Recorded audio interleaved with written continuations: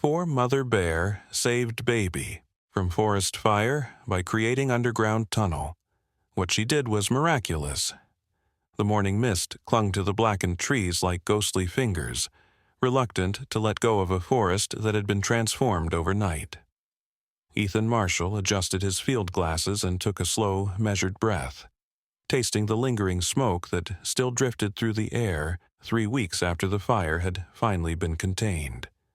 The landscape before him was a study in contrasts, where charcoal-black trunks stood like silent sentinels against patches of impossibly green new growth that had already begun to push through the ash-covered soil. It was a scene that spoke of both ending and beginning, of destruction and the quiet, persistent hope of renewal. Beside him, Lily Morgan knelt carefully beside a small stream that had somehow survived the inferno,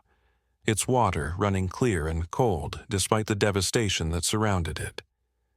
She dipped her fingers into the current and watched as tiny particles of ash swirled away downstream, carrying with them the last physical remnants of what this forest had been before the flames changed everything. "The water's completely clean," she said softly, her voice carrying a note of wonder that Ethan had come to associate with their work together. "It's like the earth is already beginning to heal itself." Ethan nodded, though his attention had been caught by something else entirely. In the distance, perhaps 100 yards away through the maze of blackened stumps and fallen logs, there was something that didn't quite belong in this landscape of uniform destruction. It was a mound of earth, roughly circular and about the size of a small car, but what made it unusual was its color and texture. While everything else in the immediate area was either black with char or gray with ash, this particular pile of soil appeared to be a rich, dark brown, as if it had been recently disturbed or perhaps even carefully constructed. "Lily," he called quietly, not wanting to break the profound silence that seemed to blanket this place like a protective shroud. "Come, take a look at this." He pointed toward the anomaly. And together they began to make their way across the uneven terrain, stepping carefully around the scattered debris and the occasional still smoldering log that sent thin wisps of smoke curling up into the pale morning sky. As they drew closer, the strangeness of the mound became even more apparent. The soil wasn't just piled randomly, as might be expected from a tree that had fallen and torn up its root system, or from some animal's desperate attempt to find shelter during the fire. Instead, there was something almost deliberate about its construction, a sense of purpose that seemed to emanate from every carefully placed handful of earth. The edges were smooth and rounded, sloping gently down to meet the surrounding ground. And there were no visible rocks or debris mixed in with the soil, as if someone or something had taken great care to select only the finest, most suitable material for whatever this was meant to be. Lily approached the mound with the same careful reverence she might show when entering a cathedral, her scientific training warring with an inexplicable sense that they were in the presence of something sacred. She knelt beside the structure and gently brushed away a thin layer of ash that had settled on its surface since the fire, revealing soil that was not just brown, but actually rich and loamy, the kind of earth that spoke of careful cultivation and deep, abiding life. "Ethan," she whispered, her voice barely audible above the soft whisper of wind through the damaged trees. "This wasn't made by the fire. This is something else entirely." The two researchers had been working together for nearly 5 years, ever since they had both been assigned to the same wildlife rehabilitation project in the mountains of Colorado. Their partnership had evolved naturally from professional collaboration to deep friendship, built on countless hours spent in quiet observation of the natural world and a shared appreciation for the subtle mysteries that revealed themselves only to those patient enough to watch and wait. They had seen many strange things in their work together. from the elaborate engineering projects of beavers to the intricate social structures of wolf packs, but nothing had ever given them quite the same sense of standing on the threshold of something truly extraordinary. Ethan circled the mound slowly, his trained eye taking in every detail of its construction. The more he observed, the more convinced he became that this was not the work of wind or water or any of the usual geological processes that might reshape the landscape in the aftermath of a major fire. There was an intelligence behind this structure, a purposefulness that spoke of careful planning and deliberate execution. But what kind of intelligence and for what purpose remained tantalizingly unclear.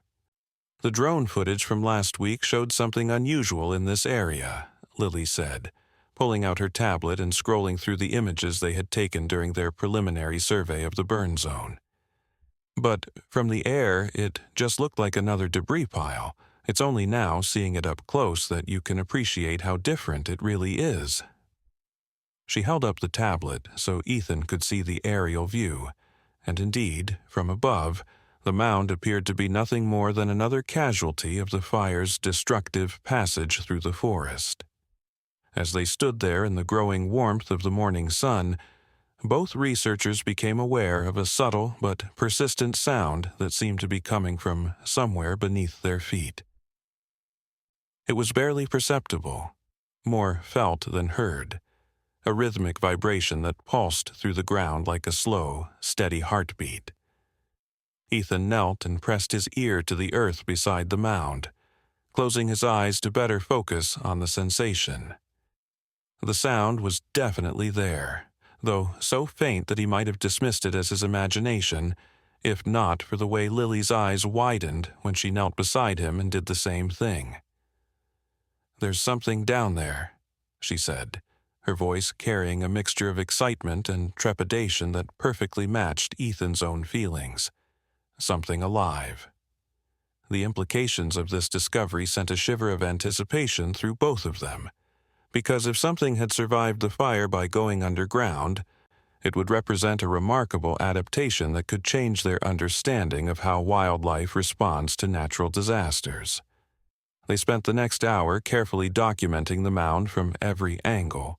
taking photographs and measurements, recording the exact GPS coordinates, and making detailed notes about the soil composition and the subtle sounds they were detecting from below. All the while, they moved with the quiet reverence of archaeologists uncovering an ancient tomb, acutely aware that they might be the first human beings to witness whatever miracle of survival had taken place in this spot. The sun climbed higher in the sky, burning away the last of the morning mist and revealing the full extent of the fire's impact on the surrounding forest. For miles in every direction, the landscape bore the scars of the inferno that had swept through 3 weeks earlier, leaving behind a moonscape of ash and charred stumps that would take years, perhaps decades, to fully recover. And yet, in the midst of all this destruction, here was this one small mound of rich, dark earth that seemed to pulse with hidden life, a testament to the incredible resilience and adaptability of the natural world.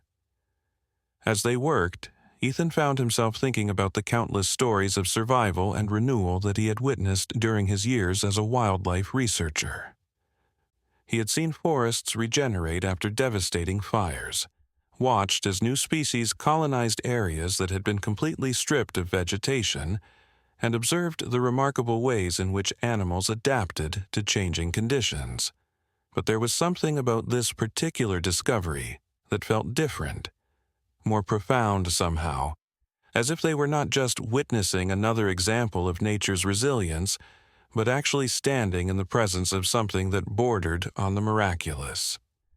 Lily seemed to be having similar thoughts, because she kept glancing up from her notes to stare at the mound with an expression of wonder that Ethan had rarely seen on her usually composed features.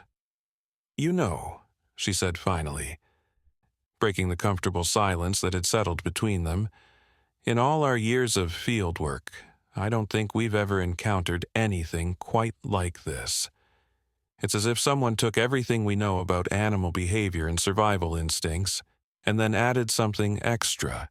something that goes beyond mere instinct into the realm of genuine intelligence and foresight. The afternoon wore on, and their initial documentation complete, they found themselves faced with a decision that would determine the direction of their investigation.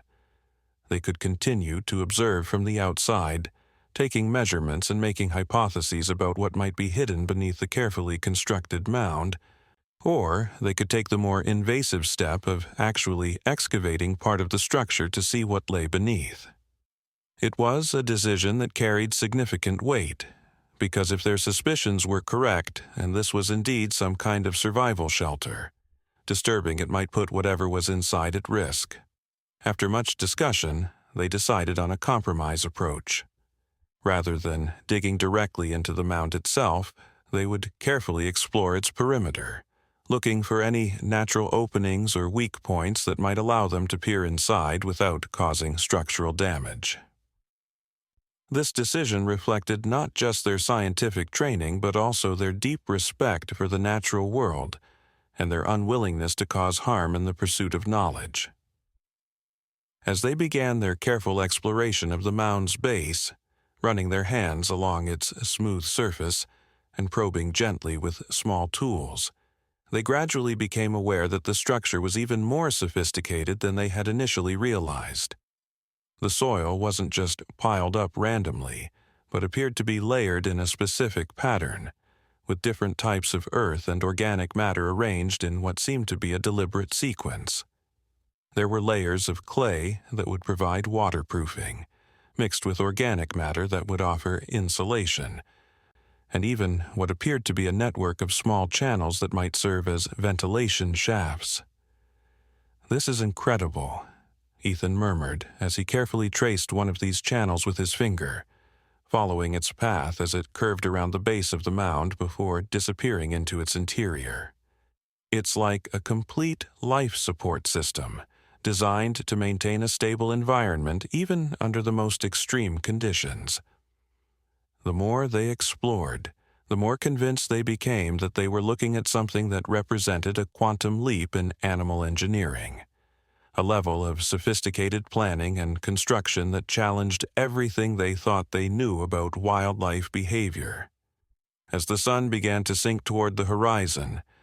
painting the scarred landscape in shades of gold and amber that somehow made even the destruction look beautiful, they made their first real breakthrough. While carefully probing along the eastern edge of the mound, Lily's fingers encountered what felt like a small opening, barely large enough to admit her hand, but definitely artificial rather than natural. "Ethan," she called softly, "I think I found something." He joined her immediately, and together they carefully cleared away the loose soil and ash that had partially obscured the opening. What they revealed was unmistakably the entrance to some kind of tunnel, perfectly round and just large enough for a medium-sized animal to pass through comfortably. The walls of the tunnel were smooth and hard-packed, reinforced with what appeared to be a mixture of clay and organic fibers that gave them remarkable strength and stability. Even more remarkably, the tunnel sloped downward at a gentle angle that would allow easy access while also providing natural drainage. The discovery of the tunnel entrance marked a turning point in their investigation, transforming what had been an intriguing mystery into something that demanded immediate and careful exploration. But as they knelt beside the opening, peering into the darkness beyond, both researchers were struck by the same profound sense of reverence that had characterized their entire day in this place. Whatever lay at the end of this tunnel, whatever creature had possessed the intelligence and foresight to construct such an elaborate survival shelter, it represented something truly extraordinary in the natural world. The tunnel itself was a marvel of engineering that would have impressed even the most skilled human architect. As they shone their flashlights into the opening, they could see that the walls were not just smooth, but actually polished, as if they had been carefully finished by whatever had created them. The floor of the tunnel was covered with a layer of soft, organic material that would provide both comfort and insulation, and there were even small alcoves carved into the walls that might serve as storage areas or resting spots during the construction process. "We need to be incredibly careful here," Lily said as they prepared their equipment for a more detailed exploration. "If there's still something alive down there, the last thing we want to do is disturb or frighten it." Her words reflected the ethical principles that had always guided their work together, the understanding that their role as researchers was to observe and learn rather than to interfere or exploit. As they made their final preparations for entering the tunnel, the last rays of sunlight slanted across the blackened landscape, creating long shadows that seemed to point toward the mysterious mound, like arrows indicating some great secret waiting to be revealed. The air had grown cooler with the approaching evening, and somewhere in the distance they could hear the first tentative songs of birds that had returned to the area, drawn by the promise of new growth and fresh opportunities in the recovering ecosystem. The moment felt charged with possibility, as if they stood on the threshold of a discovery that would change not just their understanding of animal behavior, but their entire perspective on the intelligence and adaptability of the natural world. Whatever they found in the depths of that carefully constructed tunnel, whatever story of survival and ingenuity it might reveal, they knew that they were about to witness something that would stay with them for the rest of their lives. Standing there in the gathering dusk, surrounded by the evidence of nature's destructive power, but also by the even more powerful evidence of its capacity for renewal and adaptation, Ethan and Lily felt themselves becoming part of a story much larger than their own scientific curiosity. They were about to descend into the earth itself, following a path carved by intelligence and determination, guided by the hope of understanding one of nature's most remarkable survival strategies. The tunnel beckoned to them like a doorway into another world, a world where the impossible became possible, and where the boundaries between instinct and intelligence, between survival and art, dissolved into something far more mysterious and wonderful than either of them had ever imagined. As they took their first careful steps toward the entrance, they carried with them not just their scientific instruments and professional expertise, but also a deep sense of humility and wonder at the privilege of being chosen to witness whatever miracle awaited them in the depths below. The evening air was filled with the soft sounds of a forest beginning to heal itself, the gentle rustle of new leaves unfurling, the distant splash of water over stones, and the quiet conversations of creatures that had found ways to survive and even thrive in the aftermath of disaster. It was a symphony of resilience and hope, a reminder that even in the face of seemingly insurmountable challenges, life finds a way not just to endure, but to flourish. As they prepared to enter the tunnel, both researchers were acutely aware that they were about to become part of a story that had begun weeks earlier, in the midst of flames and chaos, when some remarkable creature had looked at the approaching disaster and decided not just to flee, but to create something that would ensure not just survival, but safety and comfort for whatever precious cargo it was determined to protect. The tunnel entrance seemed to glow in the fading light, as if lit from within by the warmth of the life it had sheltered, and as they took their first steps into its welcoming darkness, they carried with them the hopes and dreams of everyone who had ever wondered at the miraculous capacity of the natural world to surprise, inspire, and humble us with its wisdom. The smooth walls of the tunnel seemed to embrace them as they moved deeper underground, following a path that curved gently downward in a perfect spiral that would provide maximum structural stability while also allowing for easy navigation in complete darkness. Every few feet, they encountered small niches carved into the walls, each one perfectly sized to hold the body of a medium-sized animal, as if the tunnel had been designed not just as a means of transportation, but as a comfortable living space where its occupants could rest and recover from their ordeal. As they descended deeper into the earth, leaving behind the scarred landscape above and entering a world that had been shaped entirely by intelligence and determination. Both researchers felt themselves becoming part of something much larger than a simple scientific investigation. They were following in the footsteps of a creature that had faced the ultimate test of survival and had responded not with panic or desperation but with careful planning, remarkable engineering skills, and a level of foresight that challenged everything they thought they knew about the capabilities of the animal kingdom. The air in the tunnel was surprisingly fresh and clean, carrying none of the smoke or ash that still lingered in the world above, and as they moved deeper into its protective embrace, they could feel the temperature stabilizing at a comfortable level that would provide ideal conditions for whatever had taken refuge in this underground sanctuary. It was becoming increasingly clear that they were not just exploring a simple burrow or temporary shelter,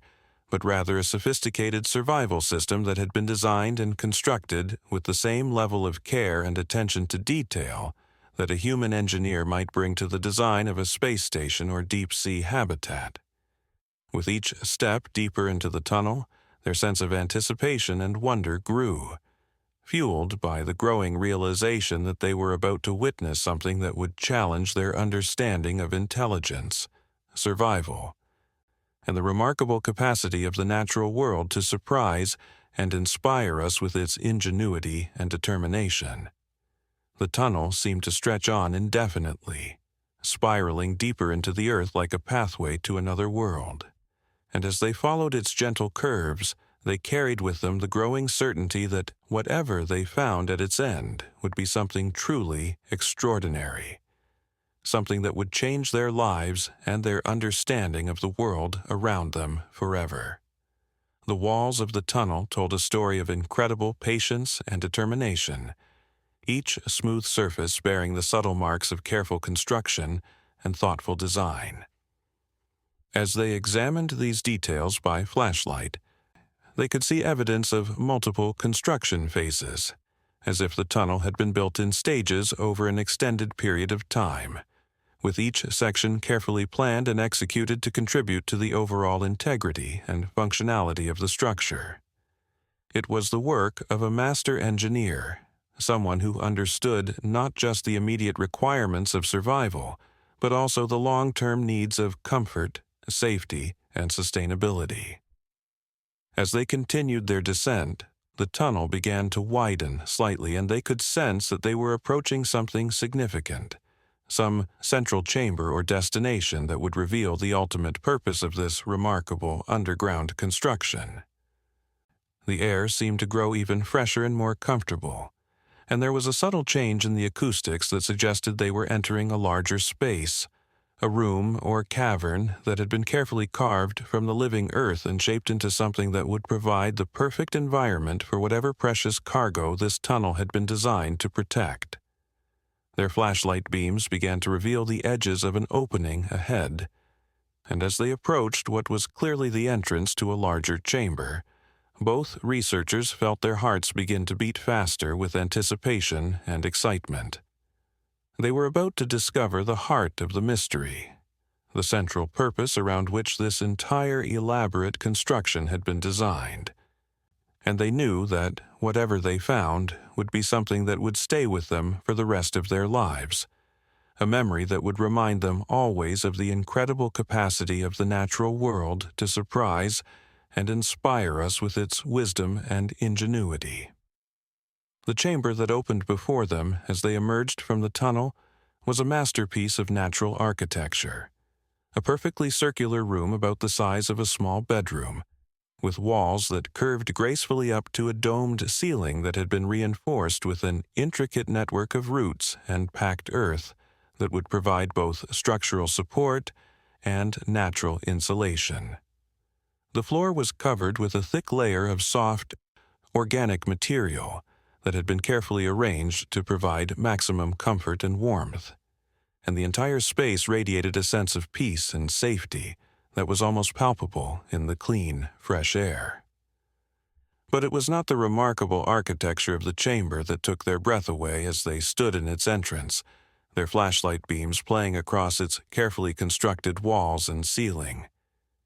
It was the unmistakable evidence that this space had been occupied, and recently, by something that had used it exactly as its builders had intended. The soft bedding material bore the clear impressions of bodies that had rested here, and the air carried the faint but unmistakable scent of the creatures who had called this place home during the long,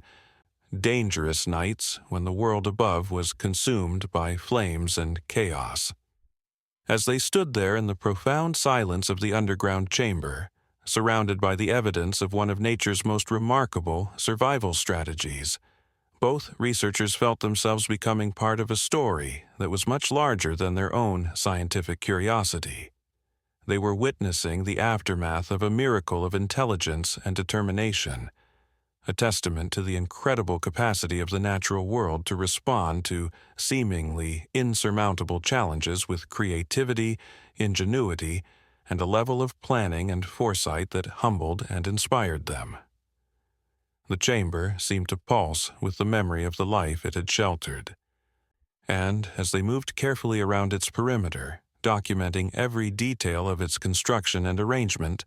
they could almost feel the presence of the creatures who had found safety and comfort in this remarkable, underground sanctuary. It was a place that had been built with love and determination, a refuge created not just for survival, but for the preservation of something precious and irreplaceable, something that had been deemed worthy of this extraordinary effort and sacrifice. As they completed their initial exploration of the chamber and began to make their way back through the tunnel toward the surface, both researchers carried with them a profound sense of privilege and responsibility. They had been given the opportunity to witness something truly extraordinary, a testament to the remarkable intelligence and adaptability of the natural world, and they knew that their discovery would have implications far beyond their own scientific careers. They had found evidence of a level of animal intelligence and engineering capability that would challenge existing theories and open up entirely new avenues of research and understanding.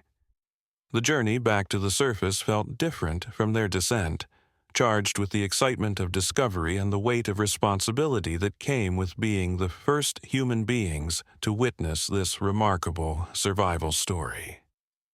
As they emerged from the tunnel into the cool evening air,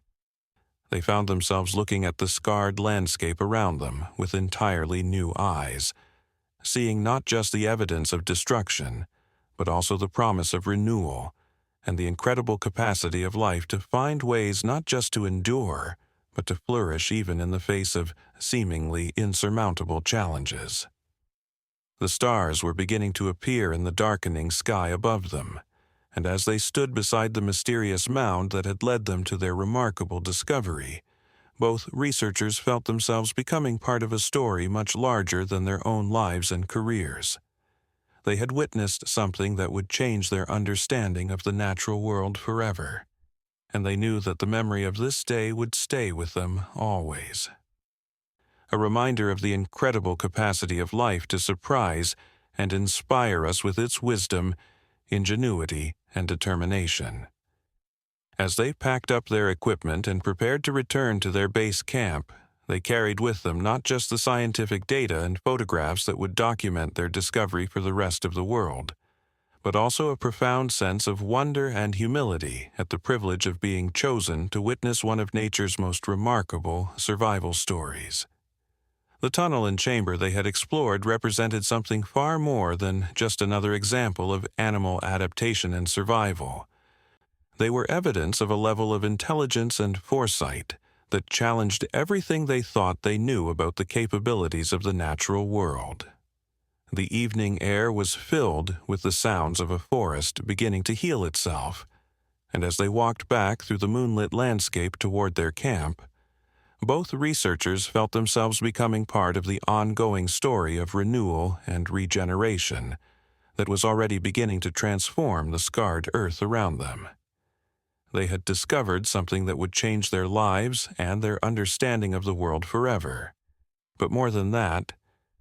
They had been reminded of the incredible privilege and responsibility that came with being human beings, living in a world filled with wonders and mysteries that were just waiting to be discovered and understood. Their footsteps echoed softly in the still night air as they made their way back to camp, carrying with them the memory of their remarkable discovery and the knowledge that they had been chosen to witness something truly extraordinary. Something that would remind them always of the incredible capacity of the natural world to surprise and inspire us with its wisdom, ingenuity, and boundless capacity for love and determination in the face of even the most challenging circumstances. The moon rose higher in the star-filled sky, casting its gentle light across the healing landscape and illuminating the path ahead as they continued their journey back to the world of human civilization, carrying with them the story of a miracle that had taken place in the depths of the earth, a testament to the incredible power of intelligence, love, and determination to overcome even the most seemingly insurmountable challenges and create something beautiful and lasting in the process. As they reached their camp and began to settle in for the night, both researchers knew that their lives had been changed forever by what they had witnessed in the depths of that remarkable underground sanctuary. They had discovered something that would challenge existing scientific theories and open up entirely new avenues of research and understanding, but more importantly, they had been reminded of the incredible privilege of being human beings living in a world filled with wonders and mysteries that continued to surprise and inspire us with their beauty, complexity, and profound wisdom.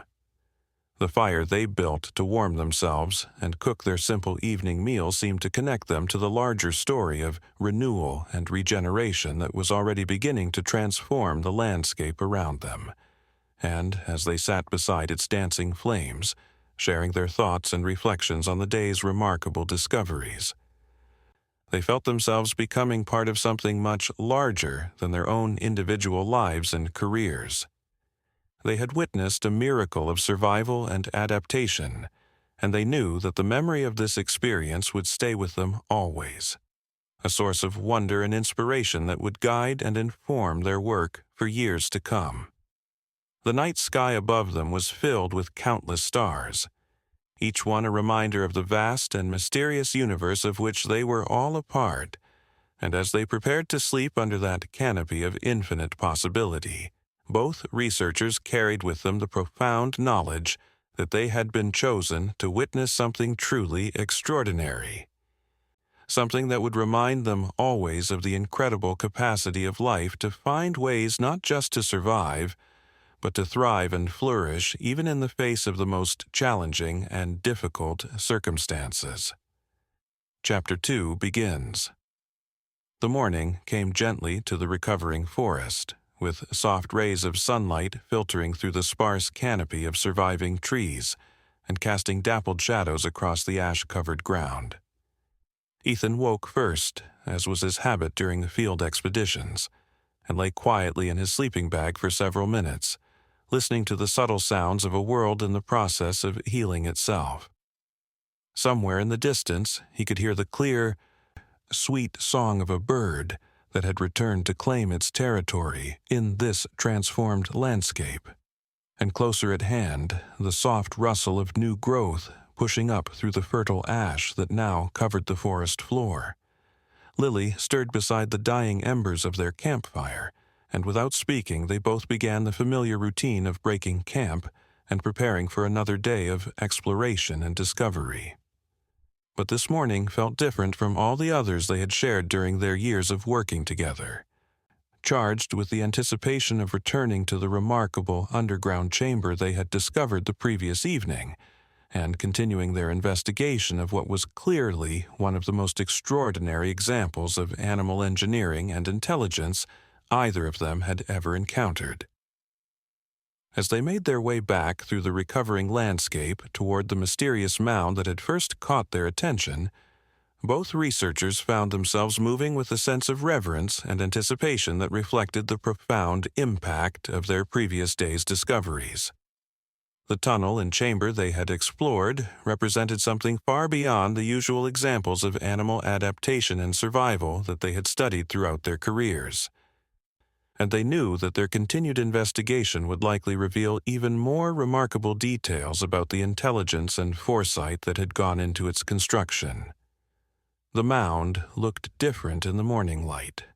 somehow more purposeful and deliberate than it had appeared during their initial investigation. The rich, dark soil seemed to glow with an inner warmth that contrasted sharply with the gray ash and blackened stumps that surrounded it. And as they approached the tunnel entrance they had discovered the previous evening, both researchers felt their excitement building at the prospect of learning more about the remarkable creature or creatures that had created this underground sanctuary. "I've been thinking about this all night," Lily said, as they carefully cleared away the loose soil and debris that had partially obscured the tunnel entrance during the hours since their previous visit. "The level of planning and engineering we witnessed yesterday goes far beyond anything that's been documented in the scientific literature about animal construction behavior. We're looking at something that represents a quantum leap in our understanding of animal intelligence and problem-solving capabilities." Ethan nodded thoughtfully as he arranged their equipment for another descent into the tunnel system. They had brought additional lighting and documentation tools this morning, as well as more sophisticated measuring devices that would allow them to create detailed maps and architectural drawings of the underground structure. "What strikes me most," he replied, "is the evidence of long-term planning that we saw in the construction techniques. This wasn't something that was thrown together hastily as the fire approached. The multiple construction phases, the careful selection and placement of materials, the sophisticated ventilation and drainage systems, all of this suggests a level of foresight and intelligence that challenges everything we thought we knew about animal behavior." As they prepared to enter the tunnel for their second exploration, both researchers were struck by how comfortable and welcoming the entrance appeared in the soft morning light. The smooth, polished walls seemed to beckon them forward, and the gentle downward slope of the passage promised easy access to whatever secrets lay hidden in the depths below. It was clear that whoever had constructed this remarkable underground highway had intended it to be used not just as an emergency escape route, but as a comfortable and sustainable living space that could support life for extended periods. Their descent through the tunnel felt different this second time, more familiar and comfortable, as if they were returning to a place that had already begun to feel like home. The smooth walls and carefully constructed floor made for easy walking, and the fresh, clean air that circulated through the passage created an environment that was not just habitable, but actually pleasant and welcoming. As they moved deeper into the earth, following the gentle spiral that would take them back to the central chamber, both researchers found themselves marveling again at the sophisticated engineering that had gone into every aspect of the tunnel's design and construction. The small alcoves and resting spots that they had noticed during their previous descent were even more remarkable upon closer examination. Each one carefully positioned and shaped to provide maximum comfort and utility for whatever creatures had used this passage during its construction or occupancy. The walls showed evidence of careful finishing work,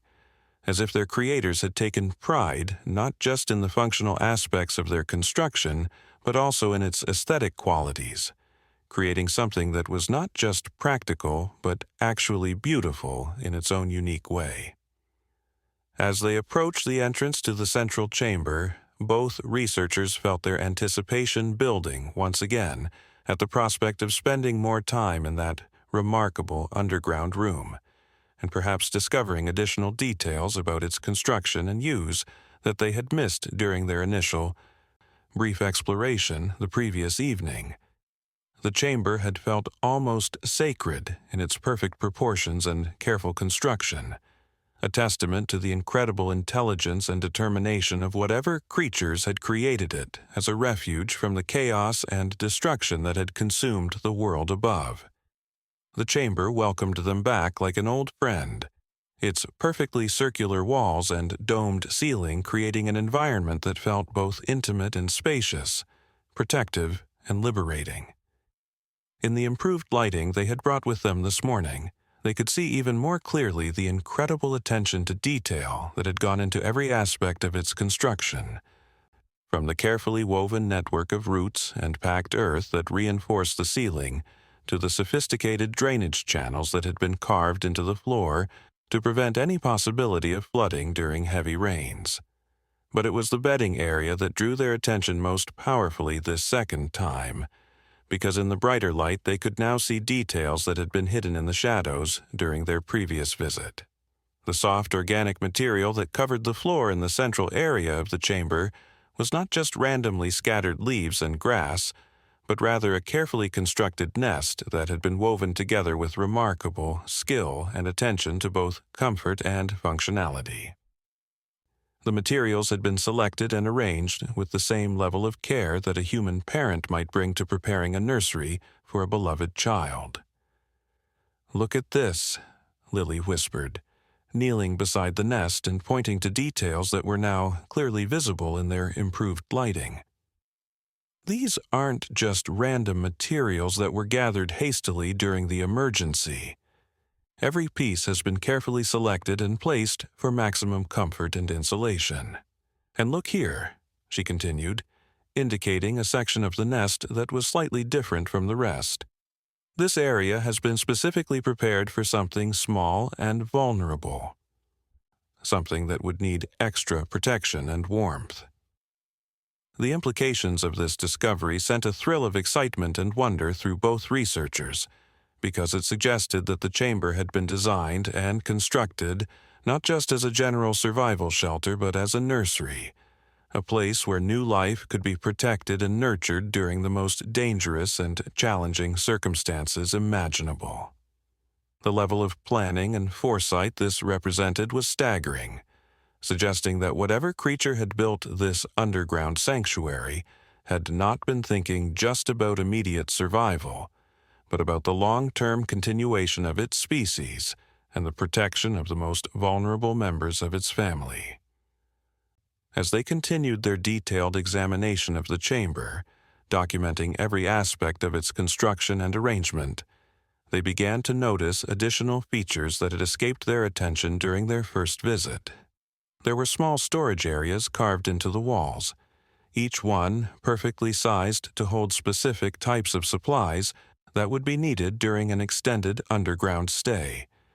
There were additional ventilation shafts that connected to the surface through carefully concealed openings that would provide fresh air without compromising the security of the shelter. And there were even what appeared to be primitive but effective waste disposal systems that would allow the chamber's occupants to maintain sanitary conditions during their underground residence. "This is incredible," Ethan murmured as he traced the path of one of the ventilation shafts with his flashlight beam, following its carefully engineered route as it curved upward through the earth toward the surface. "We're looking at a complete life support system, designed to sustain life underground for weeks or even months if necessary. The level of engineering sophistication here rivals anything that human beings have created for similar purposes." The more they explored and documented, the more convinced they became that they were witnessing something that would fundamentally change scientific understanding of animal intelligence and problem-solving capabilities.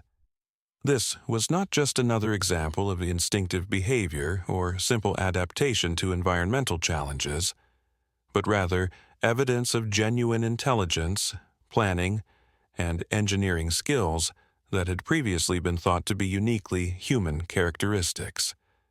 As they worked, both researchers found themselves thinking about the circumstances that must have led to the construction of this remarkable underground sanctuary. The fire that had swept through the forest 3 weeks earlier had been one of the most devastating in the region's recorded history, consuming thousands of acres and destroying habitat that had taken decades to develop. For any creature living in the path of such destruction, the choices would have been simple: flee to safety in some distant location, or find some way to survive the inferno in place. Most animals, guided by instinct and the immediate imperative of self-preservation, would have chosen flight, abandoning their territory and seeking safety in whatever distant refuge they could find. But the creator of this underground chamber had made a different choice, deciding instead to stay and fight the fire not with water or flame retardant, but with intelligence, planning, and an incredible feat of engineering that would allow survival in place while maintaining all the advantages of familiar territory and established resources. "Think about what this represents," Lily said as they took a break from their documentation work and sat quietly in the peaceful atmosphere of the chamber. Some creature looked at the approaching fire and made a conscious decision not just to survive, but to create something that would ensure the survival and comfort of its family for as long as necessary. This isn't just survival instinct. This is love and intelligence and determination, all working together to create something truly remarkable. The emotional impact of this realization was profound for both researchers, because it challenged not just their scientific understanding of animal behavior, but also their fundamental assumptions about the nature of intelligence, love, and family bonds in the natural world. They were looking at evidence of parental devotion and sacrifice that rivaled anything in human experience, combined with engineering skills and long-term planning capabilities that exceeded those of many human beings. As they prepared to conclude their second exploration of the chamber and return to the surface, both researchers felt a profound sense of gratitude and humility at the privilege of being the first human beings to witness this remarkable testament to intelligence and love in the animal kingdom. They had discovered something that would change their understanding of the natural world forever. But more than that, they had been reminded of the incredible capacity of life to respond to seemingly insurmountable challenges with creativity, determination, and boundless love for family and future generations. The journey back through the tunnel felt like a pilgrimage in reverse, carrying them from the sacred depths of the earth back to the everyday world of scientific research and professional responsibilities. But they knew that they would never be quite the same after what they had witnessed in that remarkable underground chamber. And they carried with them not just the scientific data and documentation that would support their research findings, but also a profound sense of wonder and respect for the intelligence and love that had created such an extraordinary sanctuary. As they emerged from the tunnel into the bright morning sunlight, both researchers found themselves looking at the recovering landscape around them with entirely new eyes, seeing not just the evidence of destruction and renewal, but also the incredible potential for intelligence, creativity, and love that existed throughout the natural world, waiting to be discovered and appreciated by those patient and observant enough to recognize it when they encountered it. The mound that had first attracted their attention now seemed less like a simple pile of earth and more like a monument to the incredible capacity of life to overcome seemingly impossible challenges through intelligence, determination, and love. It stood as a testament to the remarkable engineering skills and long-term planning capabilities that existed in the animal kingdom, challenging human assumptions about the uniqueness of our own species and reminding us of the incredible diversity of intelligence and problem-solving ability that existed throughout the natural world. As they began to pack up their equipment and prepare for the next phase of their investigation, both researchers knew that their discovery would have implications far beyond their own scientific careers. They had found evidence of animal intelligence and engineering capability that would challenge existing theories and open up entirely new avenues of research and understanding. But more importantly, they had been reminded of the incredible privilege and responsibility that came with being human beings living in a world filled with wonders and mysteries that continued to surprise and inspire us with their beauty, complexity, and profound wisdom. The sun climbed higher in the clear blue sky, warming the air and encouraging the continued growth of new vegetation that was already beginning to transform the fire-scarred landscape into something green and living once again. Somewhere in the distance, they could hear the sounds of other creatures that had returned to claim their place in this recovering ecosystem, and as they listened to these hopeful sounds of renewal and regeneration, both researchers felt themselves becoming part of the larger story of life's incredible capacity to survive, adapt, and flourish, even in the face of the most challenging and difficult circumstances. Their discovery of the underground chamber and tunnel system represented just the beginning of what they knew would be a long and fascinating investigation into the intelligence and engineering capabilities of whatever remarkable creature had created such an extraordinary survival shelter. But already, even with just 2 brief explorations of the underground sanctuary, they had gathered enough evidence to challenge fundamental assumptions about animal behavior and intelligence, and they knew that their findings would contribute to a revolution in scientific understanding of the natural world and our place within it. As they walked back through the recovering forest toward their base camp, both researchers carried with them not just the excitement of scientific discovery, but also a profound sense of connection to the larger web of life, of which they were all a part. They had witnessed something that reminded them of the incredible capacity of love and intelligence to create beauty and safety, even in the midst of chaos and destruction. And they knew that the memory of their time in that remarkable underground chamber would stay with them always as a source of wonder, inspiration, and hope. The afternoon sun cast long shadows across the healing landscape as they made their way back to camp. And as they walked, both researchers found themselves thinking about the implications of their discovery, not just for scientific understanding, but for human appreciation of the natural world, and our responsibility to protect and preserve the incredible diversity of life and intelligence that surrounded us on all sides. They had been given the privilege of witnessing one of nature's most remarkable survival stories,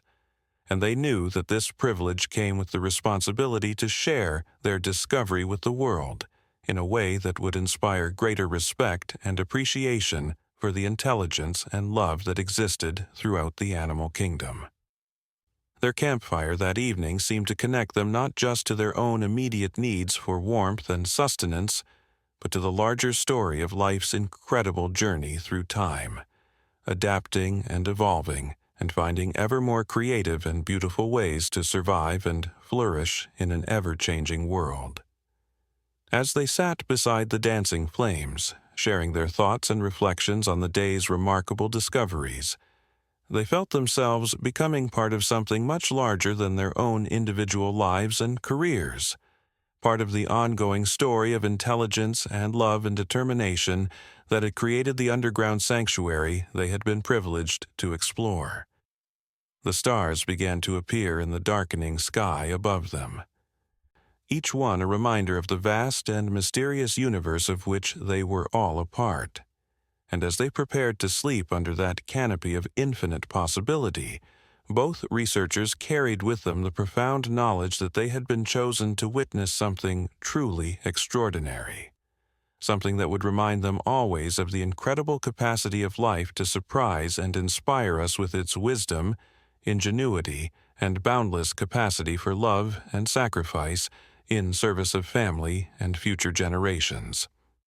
The third morning dawned with a clarity that seemed to illuminate not just the recovering forest, but also the deeper mysteries that Ethan and Lily had been gradually uncovering through their patient investigation of the underground sanctuary. As they prepared for what they both sensed would be a pivotal day in their exploration, the air itself seemed charged with anticipation, as if the very forest was holding its breath in preparation for the revelation of secrets that had been carefully guarded in the depths below the earth. Their approach to the mound this morning carried a different quality than their previous visits, informed now by 2 days of careful observation and documentation that had revealed layer upon layer of sophisticated engineering and thoughtful construction. They moved with the reverence of pilgrims approaching a sacred site, acutely aware that they were about to delve deeper into what was clearly one of the most remarkable examples of animal intelligence and engineering ever documented in the scientific literature. As they cleared away the overnight accumulation of ash and debris from the tunnel entrance, both researchers found themselves moving with practiced efficiency born of familiarity, but also with an heightened sense of anticipation that reflected their growing understanding of the profound significance of what they had discovered. The tunnel welcomed them like an old friend, its smooth walls and gentle downward slope providing easy passage into the depths where the most remarkable secrets of this underground world awaited their continued exploration. The journey through the tunnel felt different this third time, imbued with a sense of homecoming that surprised both researchers with its emotional intensity. They had spent enough time in this underground passage to become familiar with its every curve and feature, and as they made their way toward the central chamber, they found themselves appreciating anew the incredible attention to detail that had gone into every aspect of its construction, from the perfectly smooth walls to the carefully engineered drainage systems that kept the passage dry and comfortable even after the recent rains. But as they approached the entrance to the central chamber, both researchers became aware of something that had not been present during their previous visits, a subtle change in the atmosphere that made them pause and listen carefully before proceeding. There was a quality to the air, a sense of recent occupation that had not been there before, as if the chamber had been visited during the night by its original inhabitants returning to check on their carefully constructed sanctuary. "Do you feel that?" Lily whispered, her voice barely audible in the profound silence of the underground passage. "There's something different about the air today. Something that suggests we might not be the only ones who have been exploring this place recently." Her words reflected the same subtle awareness that had been growing in Ethan's consciousness as they approached the chamber, a sense that they were entering a space that had been recently occupied by the very creatures whose remarkable engineering skills had created this underground masterpiece. As they entered the chamber with their improved lighting equipment, the changes became immediately apparent to both researchers. The carefully constructed nest in the center of the room showed clear signs of recent use, with the organic materials rearranged in patterns that spoke of bodies that had rested there during the night, seeking comfort and security in the familiar surroundings of their carefully constructed refuge. The air carried subtle scents that confirmed the presence of the chamber's original inhabitants, a mixture of wild animal musk and the clean, earthy smell of creatures that had made their home in this underground sanctuary. But it was not just the evidence of recent occupation that captured their attention as they began their third detailed exploration of the chamber. There were new features that had not been present during their previous visits, subtle additions to the chamber's furnishings and layout that suggested ongoing construction and improvement work. Small alcoves had been carved into the walls in places where none had existed before, and the ventilation system showed signs of recent maintenance and enhancement that would improve the circulation of fresh air throughout the underground space. "They're still here," Ethan said softly, his voice filled with wonder and excitement at the realization that they were not just studying an abandoned shelter, but rather an active, living space that continued to be occupied and maintained by its original creators.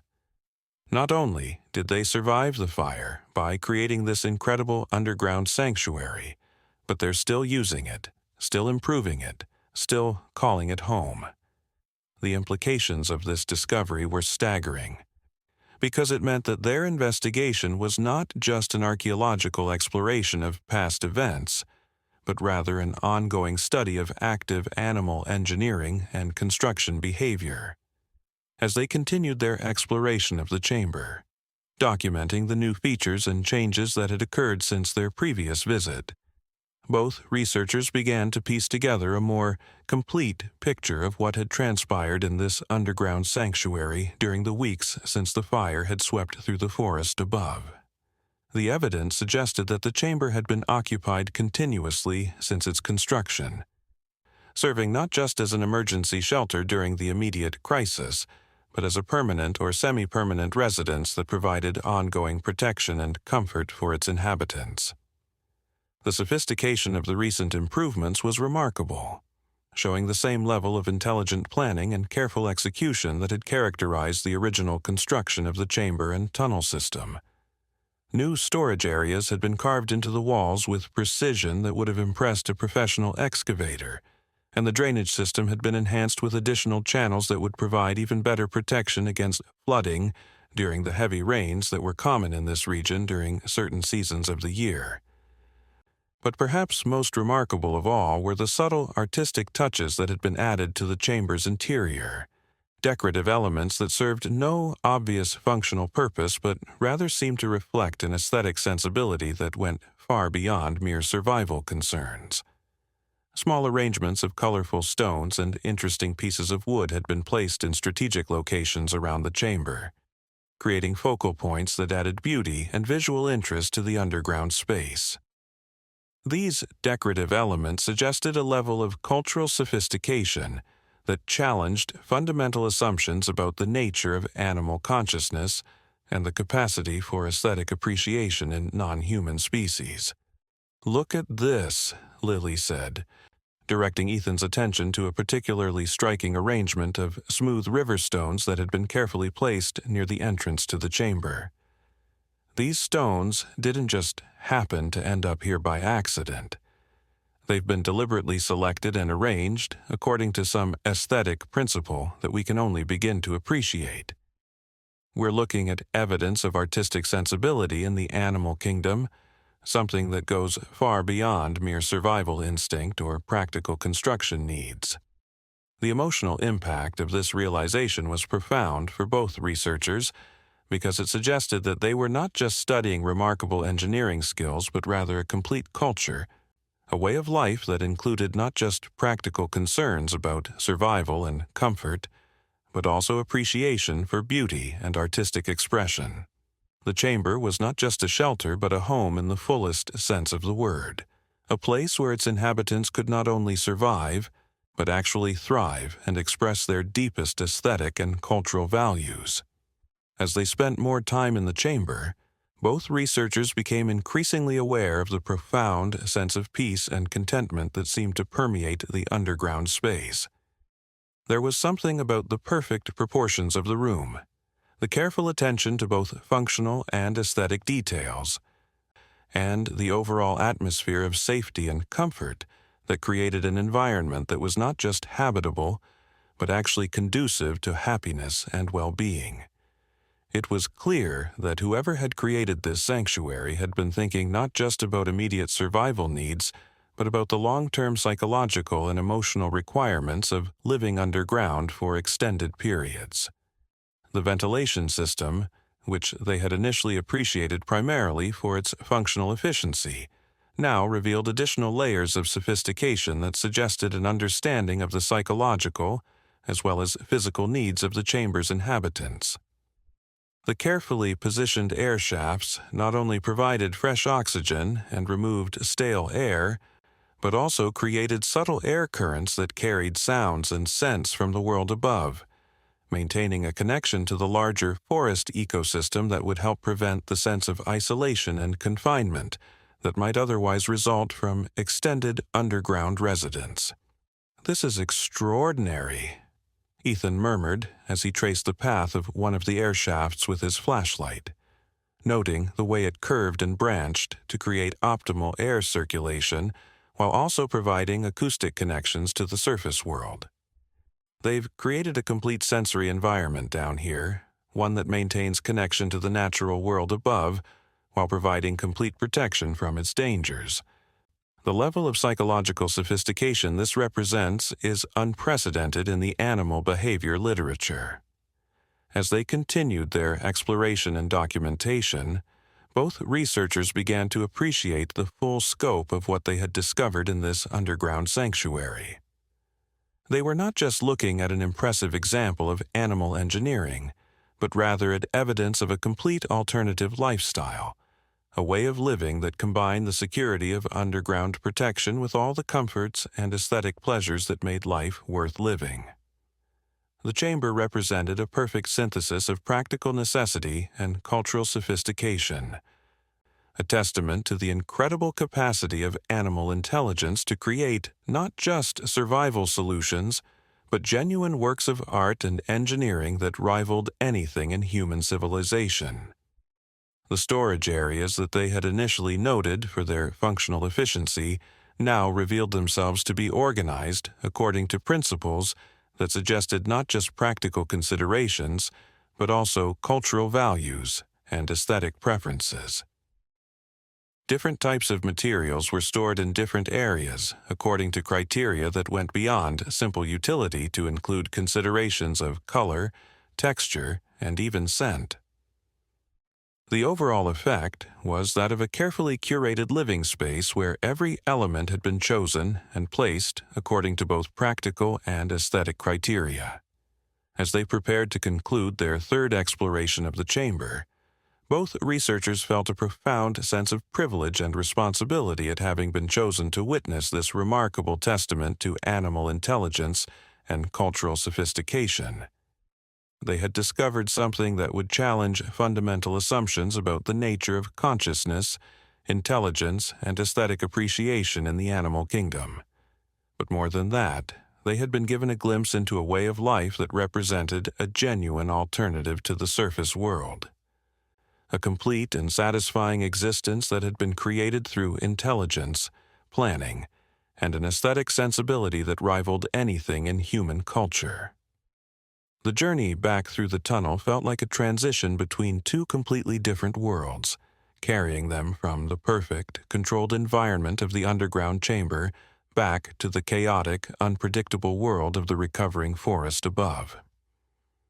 But as they made their way through the familiar curves and passages of the tunnel system, both researchers found themselves thinking not about the contrast between these two worlds, but rather about the incredible intelligence and creativity that had made it possible to create such a perfect synthesis between them. As they emerged into the bright afternoon sunlight, both researchers felt themselves returning, not just to the physical world above ground, but to their responsibilities as scientists and communicators who had been entrusted with sharing this remarkable discovery with the larger world.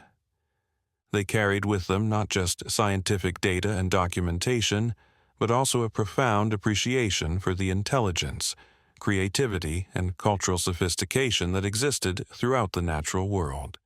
waiting to be discovered and appreciated by those patient and observant enough to recognize it when they encountered it. The forest around them seemed different now, transformed not just by the ongoing process of recovery from the fire, but also by their deeper understanding of the intelligence and creativity that existed beneath its surface. Every mound of earth, every unusual arrangement of natural materials,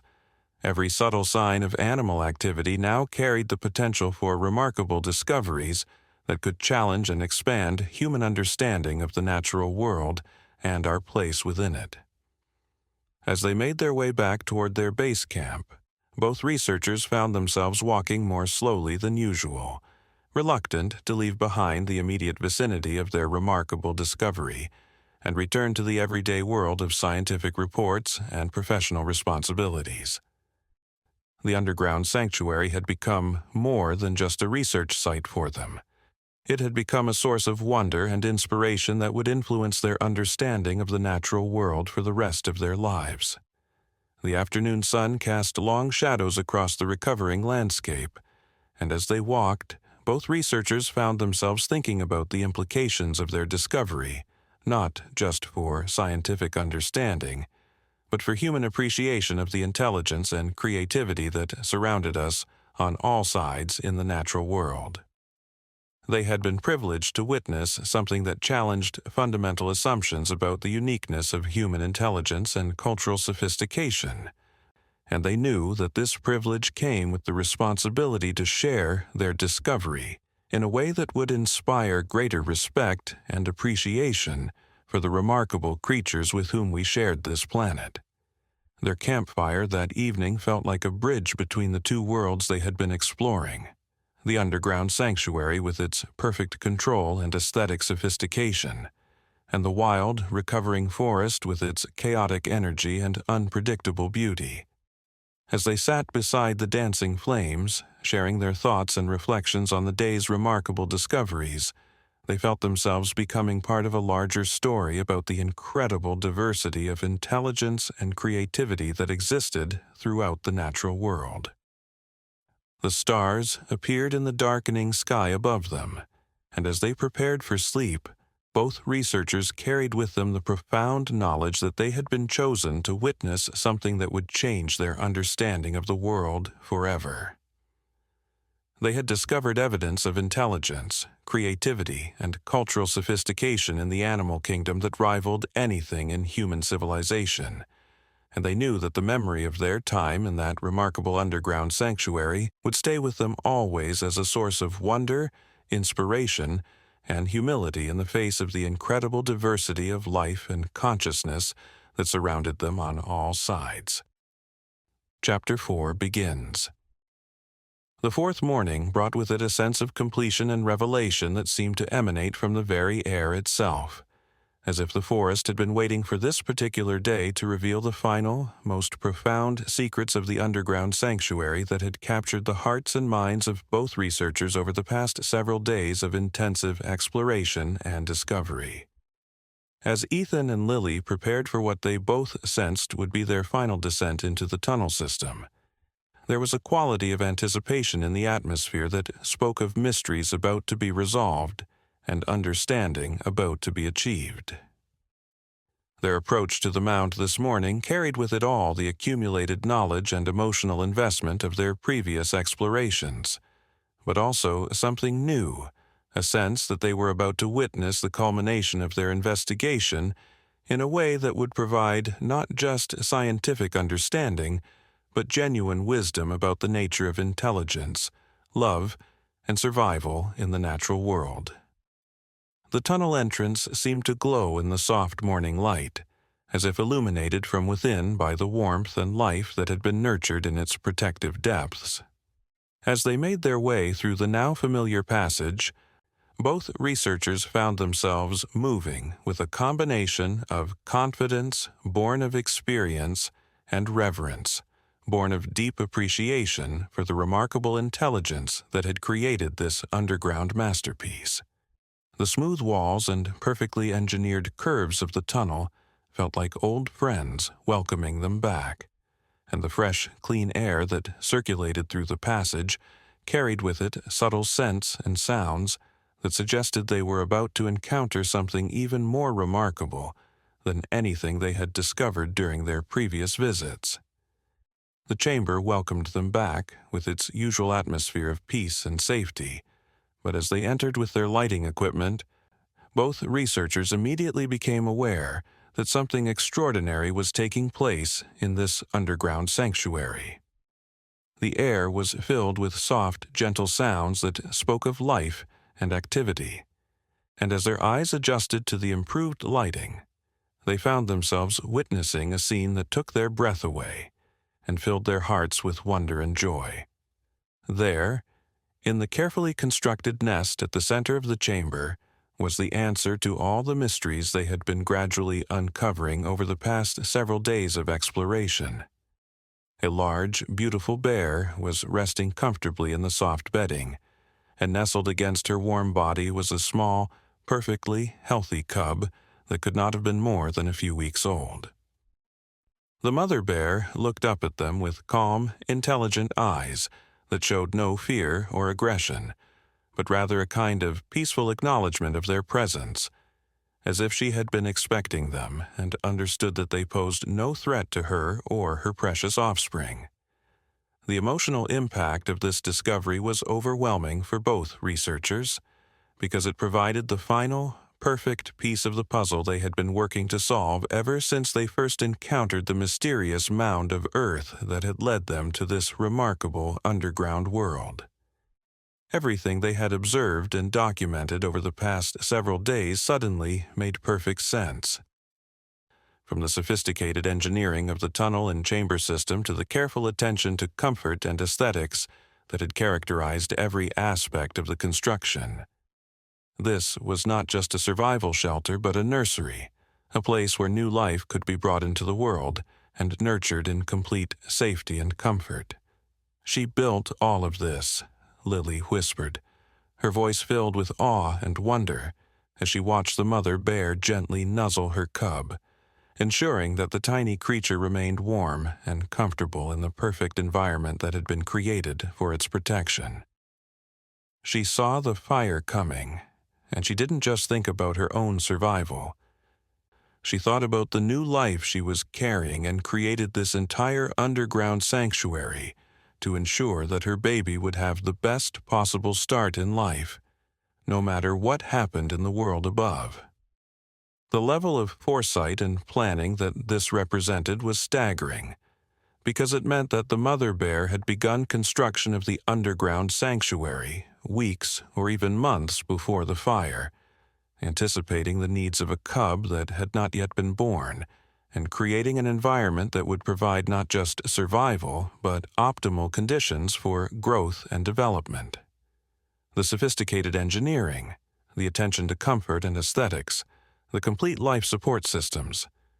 all of it had been designed and built with a specific purpose in mind, to create the perfect nursery for new life in a world that could be dangerous and unpredictable. As they watched the mother and cub together in their underground paradise, both researchers found themselves thinking about the incredible intelligence and love that had motivated such an extraordinary construction project. The mother bear had looked at the approaching threat of the forest fire and had responded not with panic or simple flight, but with careful planning, remarkable engineering skills, and a level of maternal devotion that had resulted in the creation of something that was not just functional but genuinely beautiful and inspiring. The cub, tiny and vulnerable but clearly healthy and well cared for, represented the successful culmination of one of the most remarkable survival strategies ever documented in the animal behavior literature. Here was new life that had been brought into the world under the most challenging circumstances imaginable, protected and nurtured in an underground sanctuary that provided everything necessary for optimal growth and development. The mother's sacrifice and intelligence had ensured not just survival, but the continuation of her genetic line and the preservation of her species' future. "Look at how calm and confident she is," Ethan observed, noting the way the mother bear moved with easy grace through the chamber, checking on various aspects of her underground home, while keeping one watchful eye on her precious cub. "She's not just surviving down here, she's thriving. She's created an environment that allows her to be the best possible mother to her offspring, providing not just safety and comfort but also the peace of mind that comes from knowing that every possible threat has been anticipated and prepared for." The chamber itself seemed to glow with the warmth of the life it contained, and as both researchers spent time observing the mother and cub in their natural environment, they began to appreciate even more fully the incredible sophistication of the construction that surrounded them.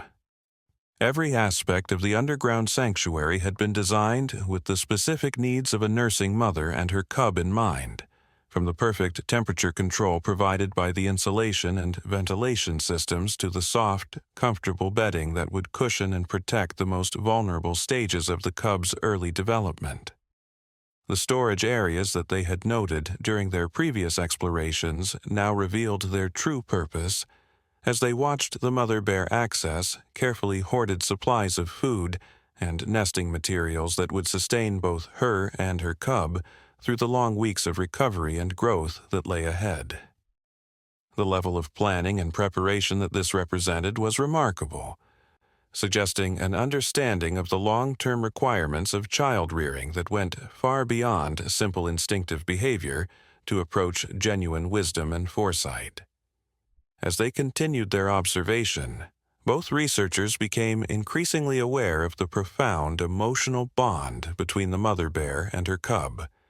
a connection that seemed to radiate throughout the underground chamber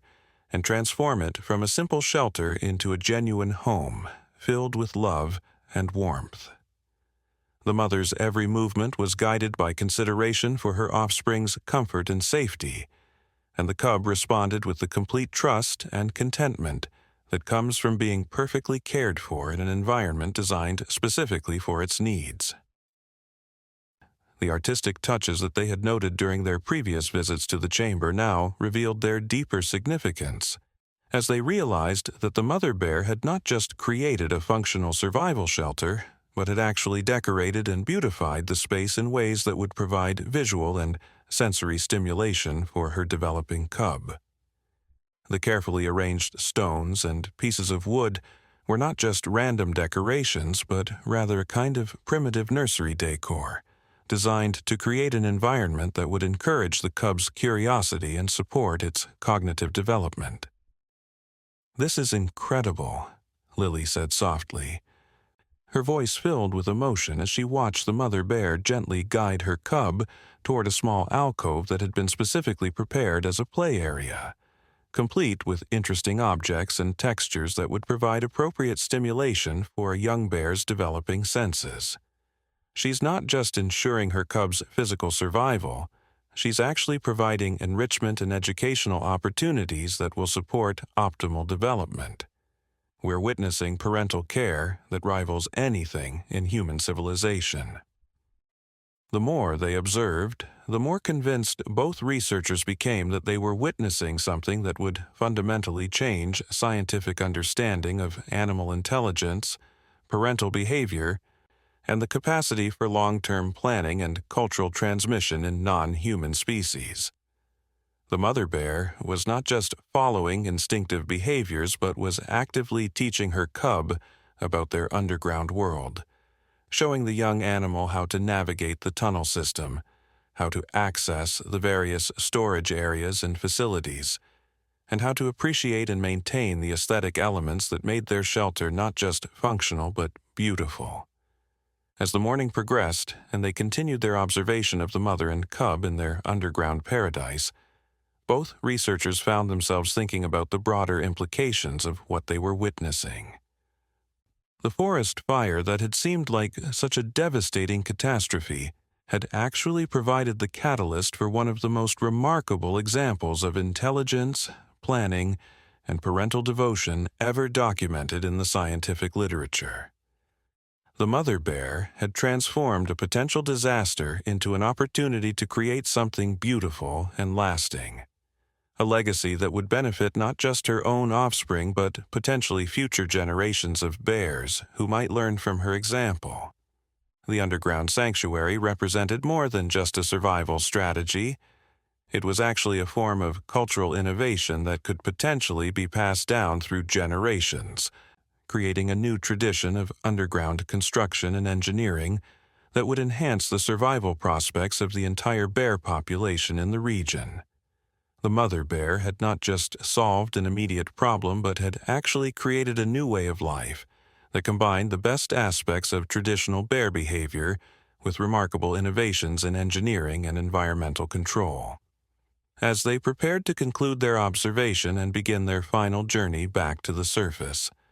both researchers felt a profound sense of gratitude and humility at having been privileged to witness this remarkable testament to the power of intelligence, love, and determination in the natural world. They had discovered something that would change their understanding of animal behavior forever. But more than that, they had been reminded of the incredible capacity of life to respond to seemingly insurmountable challenges with creativity, innovation, and boundless love for future generations. The mother bear seemed to sense their departure, and as they prepared to leave the chamber, she looked up at them with those calm, intelligent eyes, and made a soft sound that seemed almost like a farewell, as if acknowledging their respectful presence and thanking them for their careful observation of her remarkable achievement. The cub, nestled safely against its mother's warm body, represented the successful culmination of one of nature's most extraordinary survival stories, a testament to the power of maternal love and intelligence to create miracles even in the face of seemingly impossible challenges. Their final journey through the tunnel felt like a pilgrimage in reverse, carrying them from the sacred depths of the earth back to the everyday world of scientific research and professional responsibilities. But they knew that they would never be quite the same after what they had witnessed in that remarkable underground nursery, and they carried with them not just scientific data and documentation, but also a profound appreciation for the intelligence, creativity, and love that existed throughout the natural world. As they emerged into the bright afternoon sunlight for the final time, both researchers found themselves looking at the recovering forest around them with completely transformed vision. The landscape that had initially appeared to be nothing more than a scene of destruction and slow recovery now revealed itself to be a testament to the incredible resilience and adaptability of life. A place where intelligence and love had combined to create miracles of survival and renewal that challenged and inspired human understanding. The mound that had first attracted their attention now stood revealed as something far more significant than a simple pile of earth. It was actually a monument to one of the most remarkable achievements in the history of animal behavior and engineering. The mother bear's creation would stand as a permanent reminder of the incredible capacity of intelligence and love to overcome seemingly insurmountable obstacles and create something beautiful and lasting in the process. As they walked back through the recovering forest toward their base camp, both researchers found themselves moving slowly and thoughtfully, reluctant to leave behind the immediate vicinity of their remarkable discovery and return to the everyday world of scientific reports and professional obligations. The underground sanctuary had become more than just a research site for them. It had become a source of wonder and inspiration that would influence their understanding of the natural world for the rest of their lives. The afternoon sun cast long shadows across the healing landscape, and as they walked, both researchers found themselves thinking about the implications of their discovery not just for scientific understanding, but for human appreciation of the intelligence and love that surrounded us on all sides in the natural world. They had been privileged to witness something that challenged fundamental assumptions about the uniqueness of human intelligence and parental devotion. And they knew that this privilege came with the responsibility to share their discovery in a way that would inspire greater respect and appreciation for the remarkable creatures with whom we shared this planet. But even as they thought about their professional responsibilities and the scientific papers that would eventually emerge from their research, both researchers found their minds returning again and again to the image of the mother bear and her cub in their perfect underground nursery,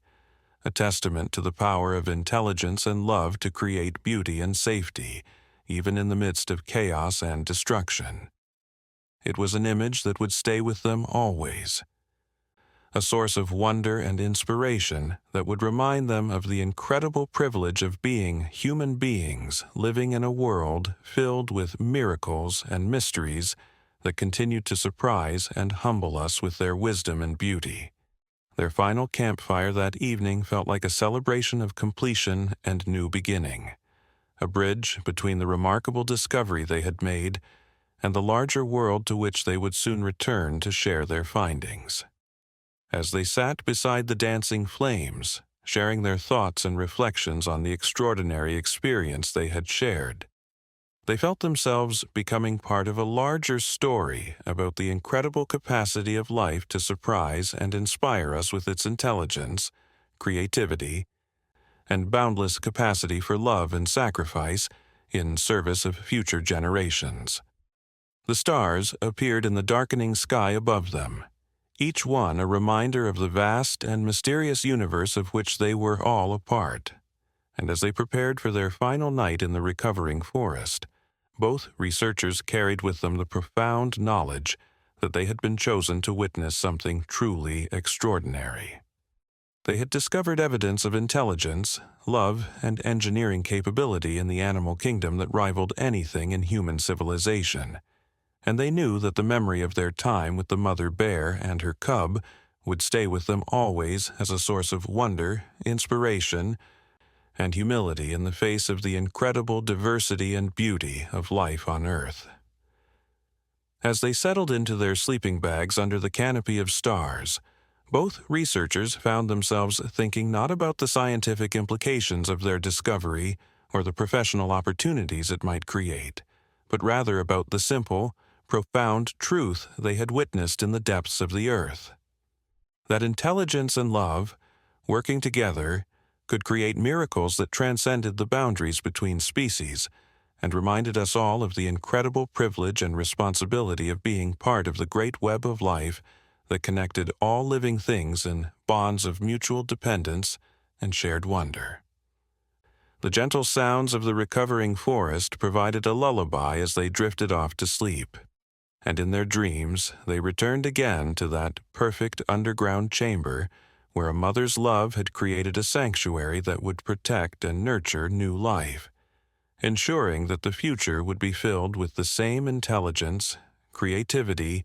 and boundless capacity for love that had made such an extraordinary achievement possible in the first place.